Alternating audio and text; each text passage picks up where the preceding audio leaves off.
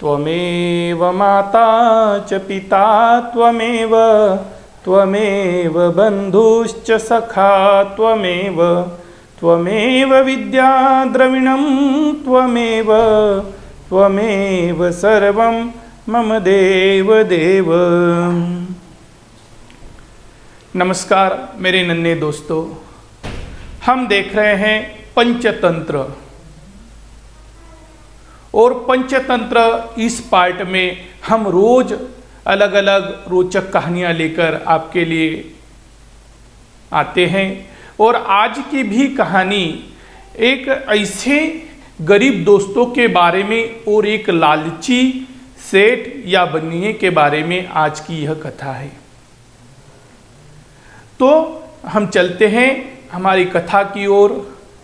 दोस्तों, एक बार की बात है कि एक गांव में एक बहुत ही लालची व्यापारी रहता था और वह इतना लालची था कि वह अपने लालच के कारण किसी को भी ठगने के लिए और किसी भी तरह वह बेईमानी पर उतर आता था और वह बहुत ही कंजूस ऐसा व्यापारी था।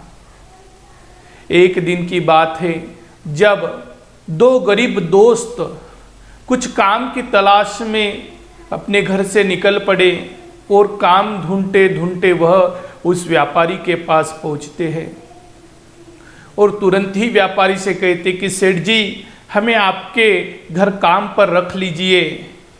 और उनकी वह याचना करने लगे और उनकी याचना सुनकर वह व्यापारी उनसे कहता है, मैं तो तुम्हें काम पर रख लूँगा, लेकिन मेरी शर्त है कि मैं तुम्हें जो तुम्हारी तनख्वाह है पूरा वर्ष खत्म होने पर ही तुम्हें तनख्वाह दूंगा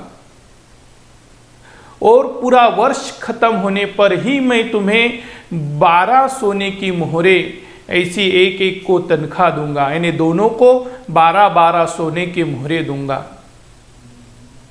लेकिन इसके लिए भी और मेरी एक शर्त है कि अगर तुम बताया हुआ काम सही तरीके से सही ढंग से नहीं कर पाए तो मैं एक काम के लिए तुम्हारे पास से 4 सोने की मोहरें तुम्हारी तनख्वाह से काट लूँगा।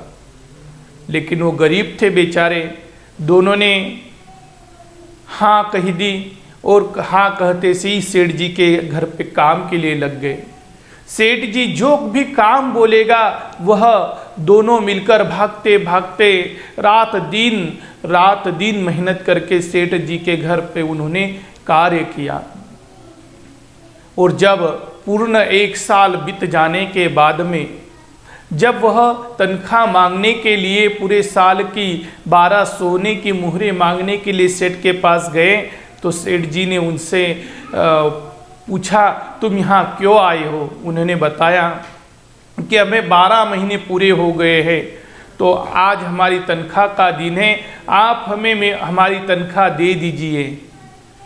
जब फिर उस व्यापारी ने उनसे कहा, अरे अभी तो पूरे साल भी नहीं हुआ, आज तो आखिरी दिन साल का बाकी है, इसके लिए मैं एक काम करता हूँ, तुम्हें मैं 3 ऐसे काम बताता हूँ, अगर तुम सही तरीके से अगर नहीं कर पाए तो मैं तुम्हारी तनख्वाह से जैसा हमारा पहले ही दिन तय हुआ था उसके अनुसार कि एक काम अगर तुम नहीं कर पाते हो तो 4 सोने की मोहरें मैं तुम्हारी तनख्वाह से काट लूँगा।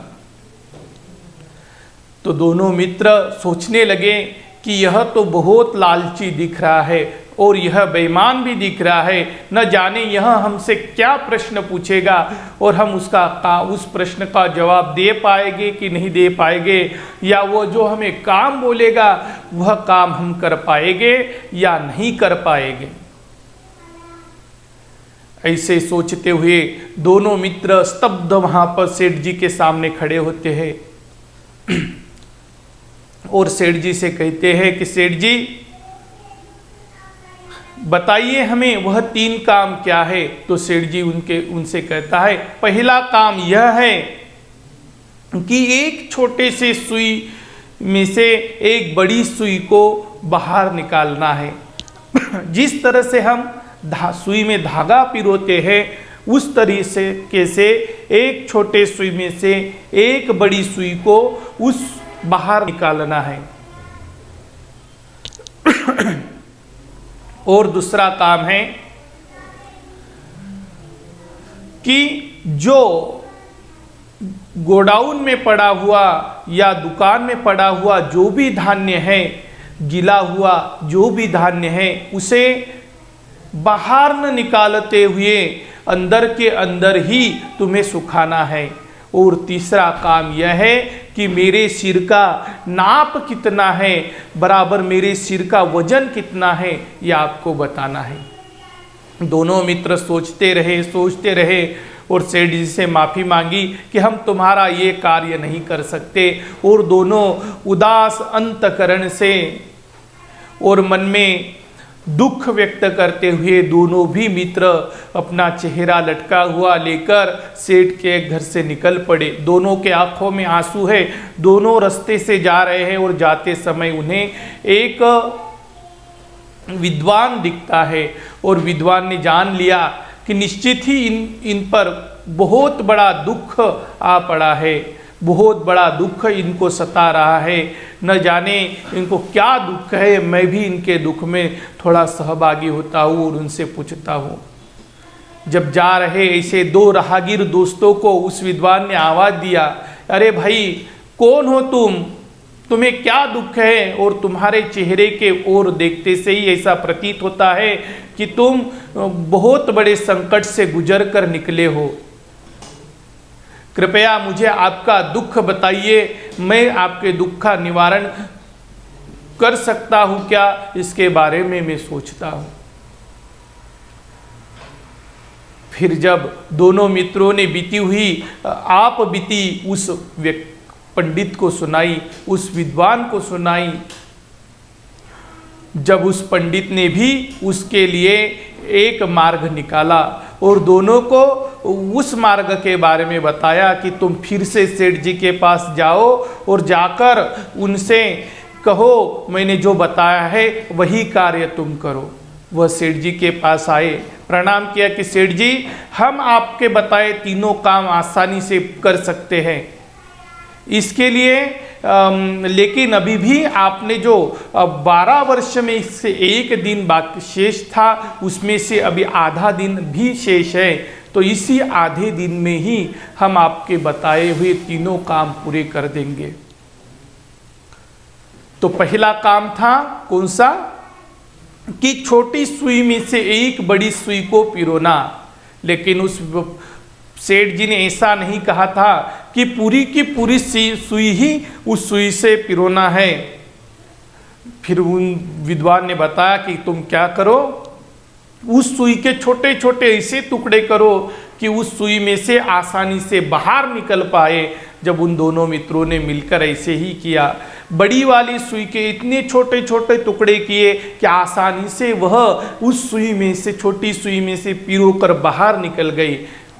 पहला काम भी उन्होंने खत्म कर लिया। सेठ सोचने लगा और मन ही मन मुस्कुराने लगा, अरे तुमने ये काम तो कर लिया, लेकिन दूसरा काम तो अभी बाकी है, तीसरा भी अभी बाकी है।